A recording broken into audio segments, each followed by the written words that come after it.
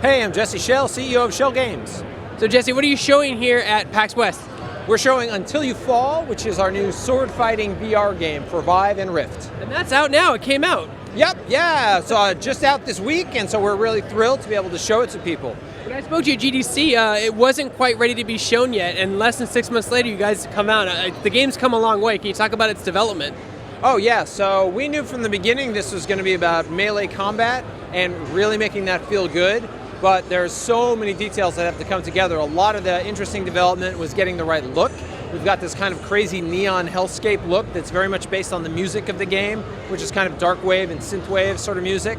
And then getting depth into this game, because that's one of the things missing in the VR market is replayable games with meaningful depth. And so a lot of the last 6 months has been tuning that and deepening the game.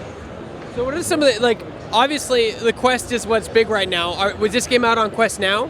The game's not out on Quest now. We're very much hoping to get there. We wanted to start with Rift and Vive because that's kind of familiar territory, well established, and easy to get a really great look on. So PSVR and Quest are on the roadmap, but we don't have dates for those yet. This game has been in development for a long time. What's it like seeing the VR just cycle come through, because it's changed drastically? Yeah, no, it's everybody's been trying to figure out what is the VR market, what really wants to be in there. And part of the challenge for developers is the VR market's not as big as the console market, the PC market, which means we have to make games that are smaller, but people's expectations are still big. Especially with VR, they want everything to be bigger and better. So we've worked really hard to find stuff that has good depth, good replayability, because what people really care about is, can I engage with something over the long term? So what's it like coming to a show like this and have people play your game in person and give you feedback directly? Oh, it's awesome, because you work on it, you think about it, you do little play tests in the studio, you do a little closed alpha, and you get a little bit of feedback. But to actually be there when people are doing it and you see their emotional reactions, you see oh my God, the tutorial's actually working. You smell the sweat. It's yes, this is real and it's happening. What's it been like seeing tools for game developers evolve, not just from a technology standpoint, but from a community standpoint? Your Discord is on fire. Oh yeah, it's great, the tools that we have now, being able to have stuff like Twitch, stuff like Discord, so that we can really close the loop with players. And for this game, this is really important. We're really taking games as a service model. The plan is we're doing new drops of new content every 6 weeks based on conversations with the community about what do they want to see. We hope to really continue to grow and expand this game over time for a long time.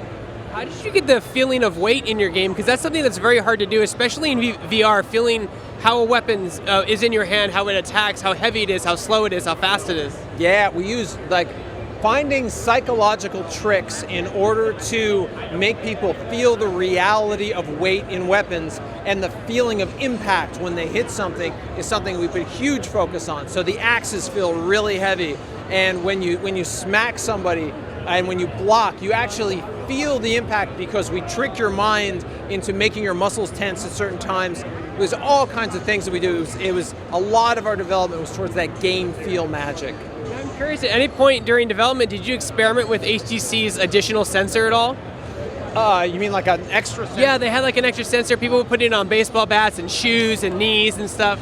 The extra sensor, I fool around with that a lot at the school. Having it on feet is really fun because you can actually have kicking and things in your game. But for this, we're 2 is enough for right now. Do you ever think about doing peripherals for your game, like sword extensions? It might be a little dangerous at living room, but it would be fun. Yeah, we've talked a lot about peripherals. There is that danger of an extension. However, you can, by weighting them the right way, you can make it shorter, but have the actual weight in it. So we've been talking about that. We actually built a couple prototypes. If it goes big enough, hey, maybe one day we'll do that. In order to do that, you have to support the game, which is out now on Steam Labs and HTC. Yeah, it's absolutely. You can just go to Steam right now. It's in early access. You can get it for Rift. You can get it for Vive. No problem. Is the long-term plan to end up on Quest and even maybe PSVR? Yeah, PSVR and Quest. Our previous game, I Expect You to Die, has done well on all four. Rift, Vive, PSVR, and Quest. We very much want to bring this to PSVR and Quest. We're just, it's one step at a time. So where can people find more information about your game? You can go to shellgames.com and have lots of information about Until You Fall. All right, untilyouFall.com. Like that is also an excellent place to go. Also go to the Discord, also go to Steam. There's a lot of places you can go.